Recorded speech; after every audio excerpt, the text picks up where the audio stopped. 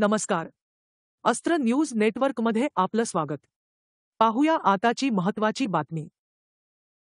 इराणच्या फोर्डो, नतांझ आणि इस्फहान या आण्विक सुविधांवर अमेरिकेच्या हवाई हल्ल्यांचा थेट बदला म्हणून जगातील सर्वात महत्त्वाचा तेल आणि वायू वाहतूक मार्ग असलेल्या होर्मुझची सामुद्रधुनी बंद करण्याचा प्रस्ताव इराणच्या संसदेनं एकमतानं मंजूर केला आहे. बंद करण्याचा अंतिम अधिकार इराणच्या सर्वोच्च राष्ट्रीय सुरक्षा परिषदेकडे आहे. मात्र या परिषदेनं अद्याप नाकेबंदी लागू करण्याचा औपचारिक आदेश जारी केलेला नाही. होर्मुझची सामुद्रधुनी बंद केल्यास जागतिक आर्थिक अराजकता निर्माण होण्याची शक्यता वर्तवली जात आहे. हा निर्णय म्हणजे आर्थिक आत्महत्या असल्याचं सांगत अमेरिकेचे परराष्ट्र मंत्री मार्को रुबियो यांनी इराणच्या या निर्णयाचा तात्काळ निषेध केला.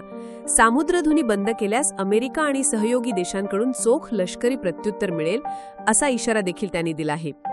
चीनने यात हस्तक्षेप करावा आणि ही सामुद्रधुनी बंद होऊ देता कामा नये असं अमेरिकेनं म्हटलं आहे.